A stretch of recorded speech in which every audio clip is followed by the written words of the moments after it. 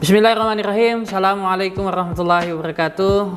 Kembali lagi teman-teman sekalian, kita dalam perkuliahan hukum pemilihan umum. Pada materi kali ini kita akan membahas tentang nilai, asas, dan prinsip dalam pemilihan umum. Kita ketahui secara teoritis bahwa pelaksanaan pemilihan umum merupakan sarana kedaulatan rakyat untuk pengejawantahan nilai-nilai demokrasi di dalam negara yang menganut konsep demokrasi, termasuk di Indonesia. Pemilu merupakan salah satu indikator negara demokrasi, tapi bukan satu-satunya indikator negara demokrasi adalah pemilu. Banyak hal lain, termasuk partisipasi masyarakat dalam pemerintahan, itu juga sangat penting dalam mewujudkan demokratisasi dalam suatu negara.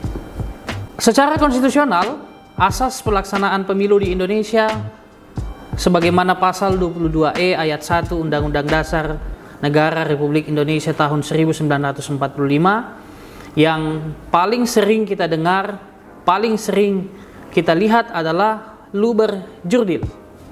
Langsung, umum, bebas, rahasia, jujur dan adil.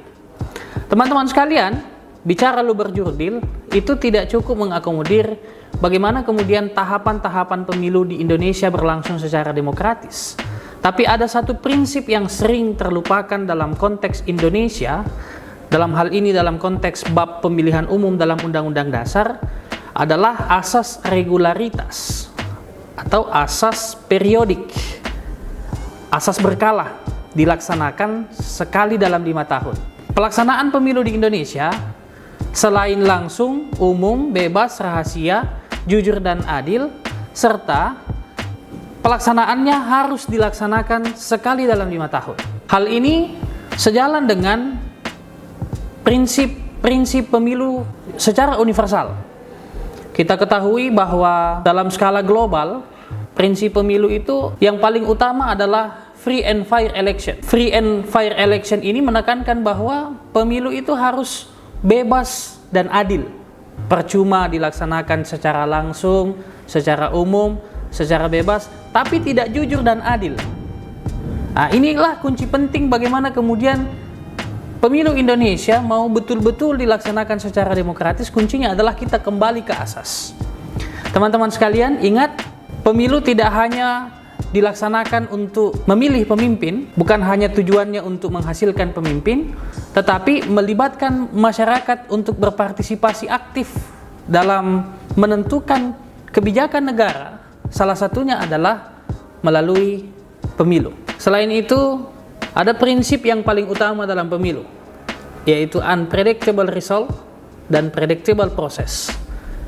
Kita tidak bisa pastikan hasilnya seperti apa, siapa yang akan terpilih pada setiap momentum pemilu maupun pilkada, siapa calon yang akan terpilih, tetapi yang harus kita pastikan, kita semua, baik penyelenggaranya, peserta pemilunya, partai politiknya maupun publik, masyarakat secara umum, harus memastikan bahwa proses dan tahapan pemilu berjalan secara pasti, tidak ada kecurangan, tidak ada penyimpangan, tidak ada money politik, dan lain sebagainya. Karena bicara tata kelola pemilu ada 3, rule making, rule applying, dan rule adjudication. Rule making, mekanisme pembuatan aturan main pemilu sampai ke hal-hal teknis, regulasi teknis.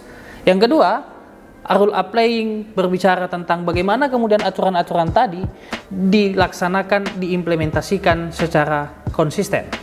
Dan yang terakhir, apabila terdapat masalah-masalah hukum, baik pelanggaran maupun sengketa, ada mekanisme adjudikasi yang diberikan kewenangan. Dalam konteks Indonesia ada Badan Pengawas Pemilu atau biasa dikenal sebagai Bawaslu untuk menangani masalah-masalah hukum pemilu, baik pelanggaran maupun sengketa. Selain Bawaslu ada juga yang punya kewenangan-kewenangan lain yang kita akan elaborasi kewenangan-kewenangan itu di pertemuan selanjutnya. Kesimpulannya, teman-teman sekalian, bicara tentang asas dan prinsip pemilu sangat penting untuk menunjang bagaimana kemudian proses dan tahapan pelaksanaan pemilu termasuk di Indonesia itu berjalan secara demokratis, secara adil dan jujur. Terima kasih. Sampai ketemu pada pertemuan-pertemuan selanjutnya.